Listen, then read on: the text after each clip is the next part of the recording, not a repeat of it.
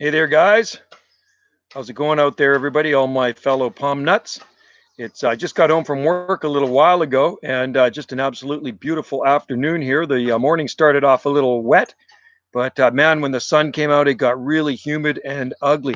It is very nice out right now, but it is humid. I don't like the humidity right now. It's sitting at 80%, and just about an hour ago when I was working, I could feel it. I could just feel the tackiness of the of my clothes sticking to me. I really don't like that feeling. Usually the humidity here is very low, and right now, like I say, the humidity is 80%, and because it did rain, the humidity level is quite high now that the sun's come out. Tennessee Palms, what's the temp? Temp is around, I think it's around 18 degrees Celsius in the shade, but it feels a lot warmer because of the humidity.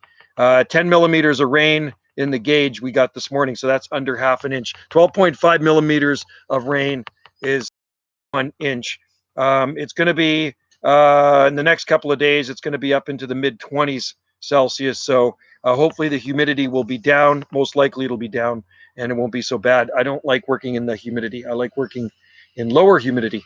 It kind of makes us tired. One of the other guys I work with was complaining about it too. So unless you're used to it, like you guys are down in the deep south, but up here we're not used to the humidity. Only in the wintertime when we get the humidity, it's called rain. But in the summertime, air humidity is very dry here. Uh, you should buy 35, 88% here. That's what it was like here today. Oh, that's hot. Yeah, no, I would die in that, and everybody I work with would die, and everybody I know here would probably die. There might be the odd person that would probably handle that, but that's really high humidity. Yeah, it would kill me. I was dying at the end of the day. I had these rain pants on because I was weed eating along this ditchway, and man, the sun came out, and I was just like, whoa, I was baking in those things. So it was nice to finish for the day. But you know what? It is good for the garden. So we got a couple of female palms behind me coming into bloom for the first time. Right there, that one right there, and then this big one behind me is coming into bloom as well. They're both females, which is really nice, and I'm going to dust those with some male pollen. Maybe I'll grab some waggy pollen and I'll dust those and get some make some hybrids out of it. Vincenze messaged me today at work and he was asking me about his Camarops humulus palm. Is it a male or female flowers? Well, actually, my bad. I said they can be self-fertile, which is true. Some of them have bisexual flowers, so they can produce seed without a male or a female palm. So, because both sexes of flowers are on one plant, and that's the one where I collect seeds from.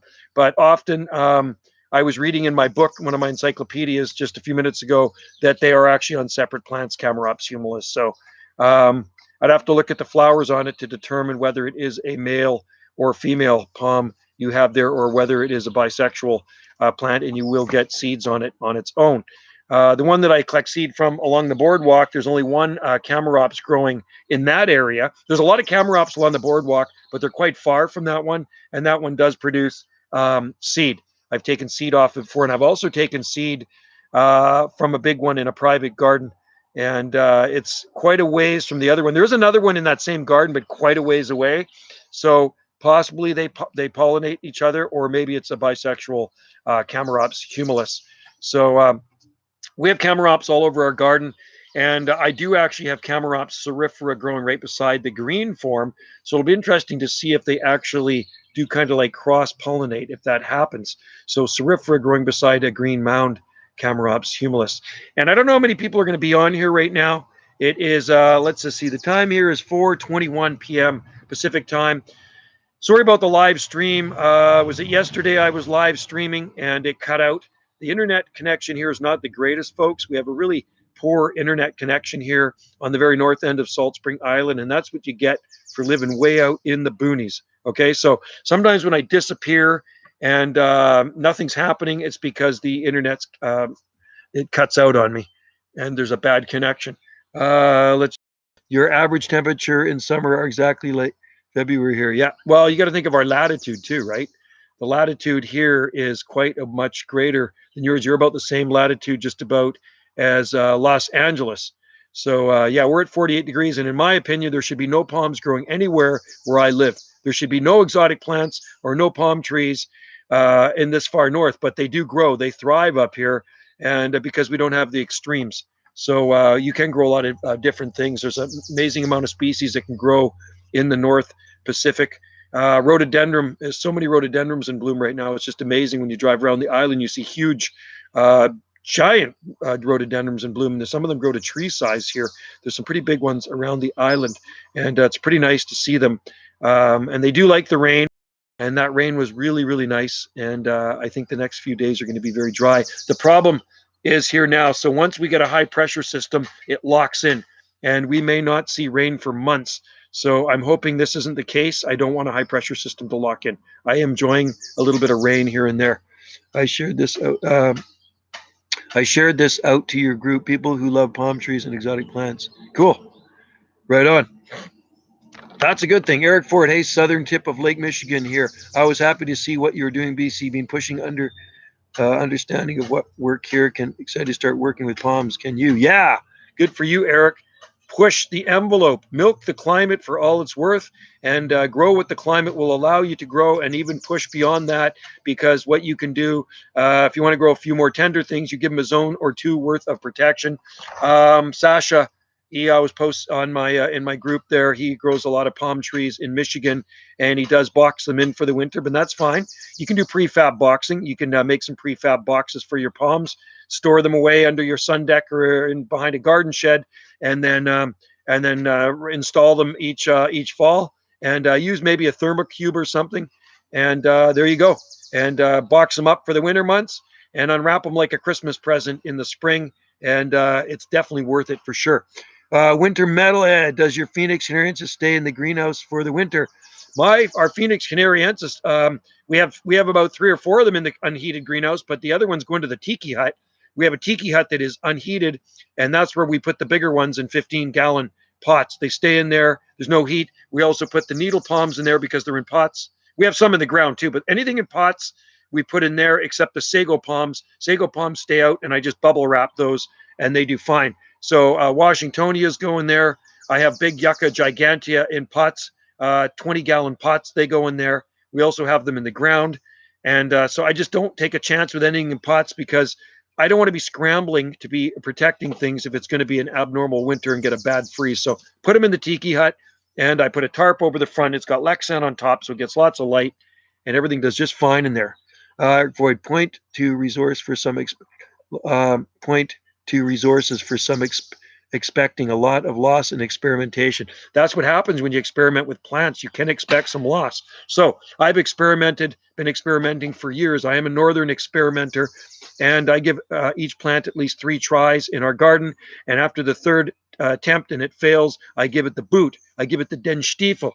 That's German for the boot, and I boot it right out of our yard, and I don't even waste my time on that plant anymore. So 3 tries, 3 strikes, and you're out. All right.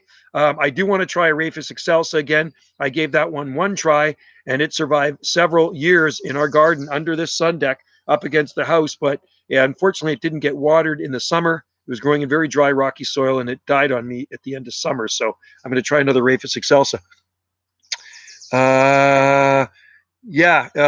Michigan is zone 6, I think, even southern Michigan. So you will definitely have to protect some stuff there, but that's okay. I know Sasha, if you go into my group on Facebook there, you can see what he grows, and you can even YouTube videos probably of palm trees growing in Michigan with protection. If you don't protect them, I don't think they would make it through the wintertime, especially the arborescent palms, Trachycarpus fortunei. But in a sheltered spot, you could try needle palm, and you could try sable minor up against your house, or anywhere near a building that's sheltered out of cold winds and it gets a lot of reflective heat. That might work in the wintertime without protection, maybe a bit of mulch around them. See, try it, and let us know how that works. There are a lot of people in northern zones that do like to push the limit. I've experimented with so many different palm trees over the last 35 years, and I put some very tender ones outside there too, and just to see how long they would make it into the winter. I was a bit of a plant sadist when I was younger. You're welcome, Eric. Palm Guy, hey, Palm Guy, Montreal. Good to see you in there. Hope you got good weather. I think it's nice and toasty warm in Montreal. It started off cool this morning when I was out there mowing the sports fields. It was wet and cool, and I did not like mowing in that weather, because what happens, I'm on the big mower, and it really clumps up the grass clippings. It's better to mow it when it's dry. So tomorrow, a lot of mowing in town, and I will be doing a push mower. So it's going to be drier tomorrow. It's got a night to dry out, and like I say, we had 10 millimeters of rain, which is good. Yeah, it's been hot here. Palms are loving it. Right on. Yeah, palm trees do like it, and these palm trees absolutely love this weather. The rain and then a bit of warmth. It's all good. Wendy's actually planting up some stuff. I don't know if you can see this. I'll lift up this computer and let's just see over there. See those yellow flowers right there? There's where are we? Right there, right beside that shake building. She's putting in a new garden there. I see she's put in some exotic senecio, and she's got some succulents growing in there and some Lydia broom or Janista. It might be Janista. And she's got some Icelandic poppies and stuff in there, and she's definitely got to put some palm trees. Tennessee palms. I have a bunch of Sable Mexicanas in the ground. I seen a bunch 30 minutes south of me. They're definitely hardier. Those been a decade or close to flower. Sweet. Yeah, they would be hardy there, Sable Mexicana. I've grown it before at my last location in Zone 8A, 8B, and they were definitely a hardy palm. They weren't big ones, but they would definitely survive the winter. Hey, GD Gardens, how's everything going down there? Good to see you in here. See, I just like to do these random live streams. It's just like I got home, I did what I had to do, and I said, you know what, it's nice. I just feel like sitting out here on the sun deck and doing a live stream. Let's just point it toward these palms there. There you go. So there's my palmy background right there.